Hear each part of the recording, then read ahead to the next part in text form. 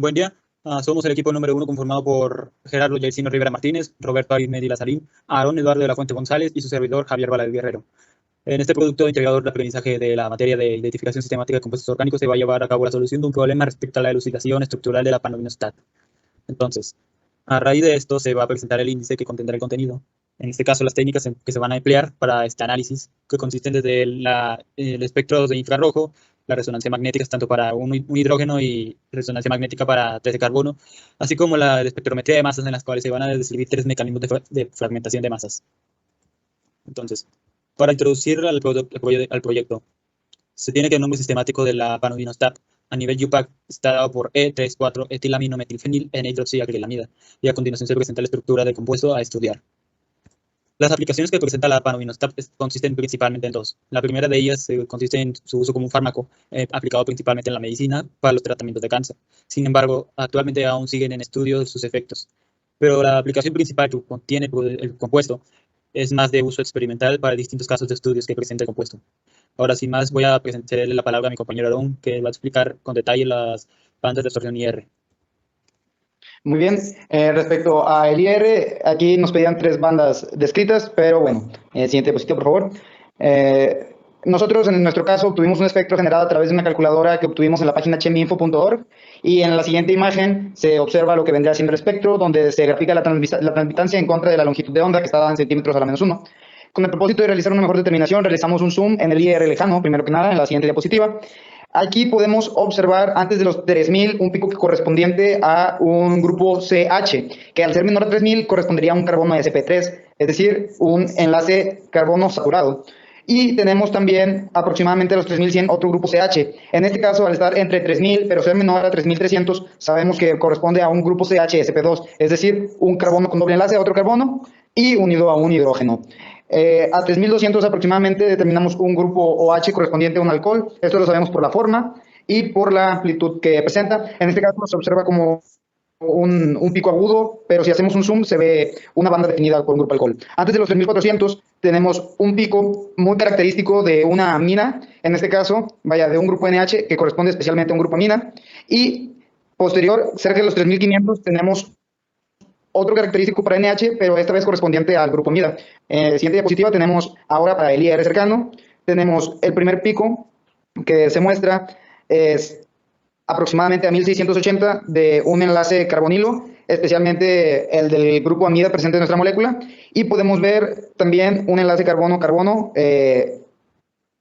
SP2 a 1600, posterior a 1600. Ahora, a 1600 y 1500 centímetros al menos 1, encontramos 2 picos que en conjunto serían característicos de las moléculas de benceno presentes en la molécula.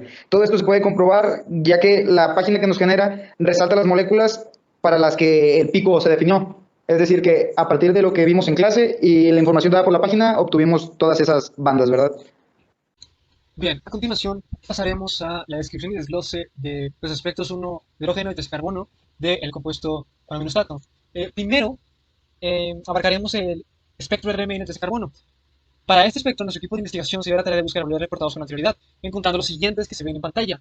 Ahora, pues, evidentemente, no nos quedamos con los cruzados y nosotros mismos, utilizando el software Renova, hicimos nuestro propio espectro, que es el que se puede ver en pantalla.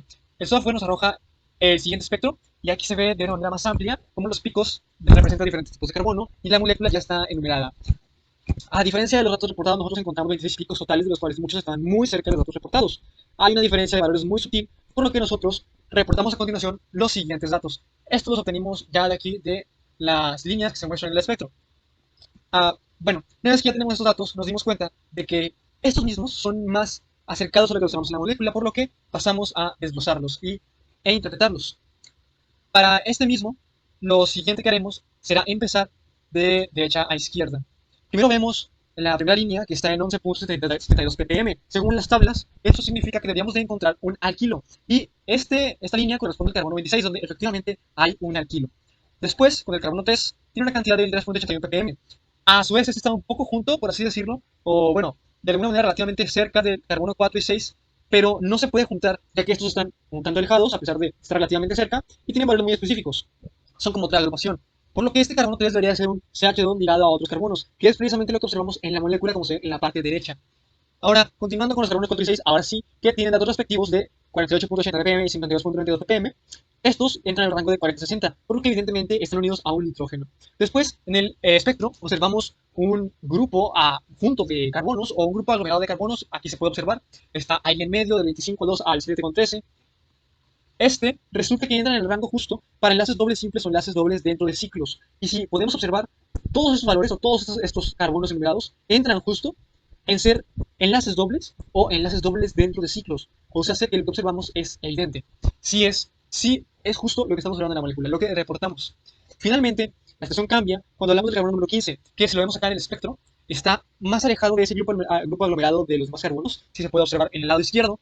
Este resulta tener un ppm de 165.29, justo entra en un rango de esperar un carbono con 3 enlaces. Uno de ellos es doble enlace oxígeno, otro enlace en una cadena lateral, y el restante puede ser un oxígeno o bien un nitrógeno con otras modificaciones. Cuando observamos la molécula, resulta que sí es un carbono con doble enlace oxígeno, enlace de cadena lateral, y un enlace con un nitrógeno con otra ramificación, obteniendo una predisposición de molécula completamente satisfactoria. Bueno, ahora vamos a hablar un poco del RMN, perdón, del RMN un hidrógeno, y aquí tenemos algunos datos que fueron reportados en la literatura, en un paper, donde se encuentran referencias, y esos datos reportan que se encuentra una señal de 3 hidrógenos a 2.35 ppm, y este es un singulete. También se encuentra una señal de 2 hidrógenos, que es un triplete a 2.87 en el desplazamiento. Se encuentra otra de 2 hidrógenos, igual un triplete, a 2.95 de desplazamiento, y así se puede encontrar el resto de señales. Se encontraron un total de 3 señales en los datos reportados de la literatura. Sí, por favor. Y estos son nuestros datos obtenidos mediante el simulador de Mesrenova, donde se puede apreciar que se calcularon un total de 17 señales. Y comparando el desplazamiento y el tipo de señales que poseen los datos reportados en la literatura y nuestros datos obtenidos por el Mesrenova, podemos ver que son muy similares, sino idénticos. Existen ciertas variaciones, pero en su gran mayoría sí poseen un montón de similitudes. Por favor. Bueno, aquí se puede apreciar las expansiones de cada una de las señales. Aquí pues, se sacó el integral en multiplete y así podemos apreciar que coincide, que esto sí está, que teóricamente esto es correcto. En caso de que hubiera ciertos errores, se modificaron manualmente para que estos coincidieran en las integrales y los multipletes. Y aquí, por ejemplo, se puede apreciar en la última señal, que sí, que justamente esto, tenemos un pico de una señal de 3 hidrógenos, y que su multiplete dice que es un singulete, y vemos que esto coincide. Siguiente, por favor. Bueno, y ahora tenemos los datos obtenidos normalmente, los datos reportados. Aquí se puede apreciar las ppm que se tuvieron, la señal, si es un singulete, multiplete, doblete, su integración de cuántos hidrógenos posee, de hidrógenos, unihidrógenos, hidrógenos, su constante de acoplamiento, medido en la unidad de hercios, y finalmente su asignación, que aquí, por ejemplo, en la de singulete tenemos una asignación de 1 al kilo.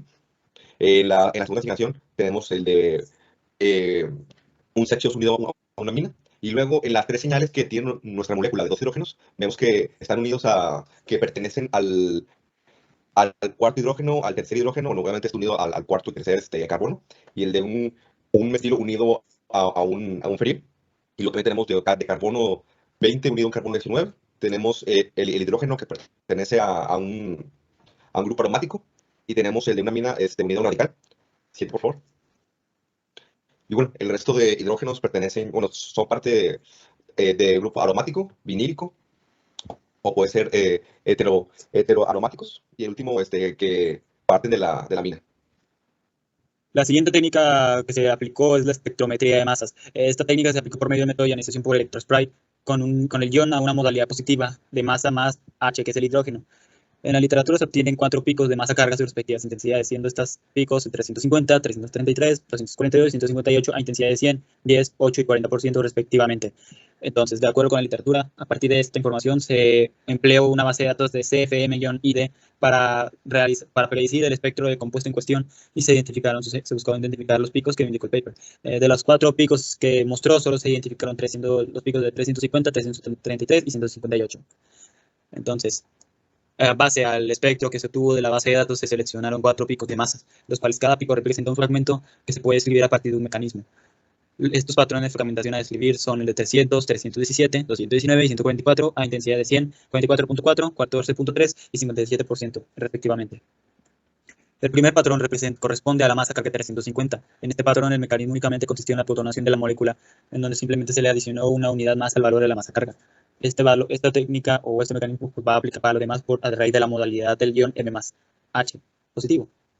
El segundo patrón de fragmentación consiste en que empieza a partir de la protonación del oxígeno que está en el grupo amida, en donde ocurre una ruptura homolítica en el enlace carbonil-nitrógeno, en la cual cada electrón se termina distribuyendo a su respectivo átomo, mientras que el electrón del nitrógeno unido al hidróxido se termina separando del compuesto.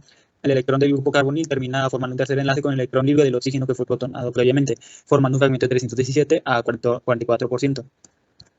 El tercer patrón posee un mecanismo que consistió no solo en la protonación de uno de los carbonos, siendo en este caso el carbono número 2, sino que también se lleva a cabo una ruptura inducida que consiste en la transferencia de cargas.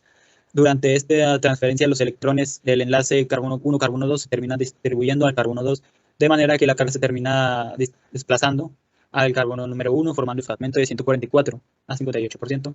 Y el cuarto patrón aplica o opera de la misma manera que el tercer patrón, a diferencia de que la ruptura ocurre en el enlace del carbono 1, carbono 11, en donde los electrones de ese enlace se distribuyen al carbono número 11, mientras que por consecuencia la carga positiva se termina desplazando al carbono número 1, descartando el átomo del aromático combinado con el ciclopentano unido a la unamina, y así formando el fragmento que tiene una relación masa carga de 219 a un 14%. En este espectro se indican las señales a las que pertenece cada uno de los patrones, en donde coinciden con la intensidad relativa. Y con esto se puede identificar y se puede caracterizar y proponer los mecanismos ya previamente descritos. Muy bien, respecto a la conclusión general, creo que es importante mencionar que fuimos capaces de aplicar todo lo visto durante la asignatura para nuestro producto integrador de aprendizaje, de tal manera que pudimos enfrentar este desafío y queda claro todos los aspectos vistos durante el semestre. A continuación, pues, se presentan todas las referencias y las fuentes bibliográficas, así como las bases de datos que se emplearon para la obtención de la información del producto. Y al final se encuentra el enlace que conduce a la base de datos de la espectrometría de masas. Los espectros de resonancia magnética se tuvieron a la base de datos de Mestre Nova, un software. Y entonces ya sería todo por esta parte. Muchas gracias por su atención.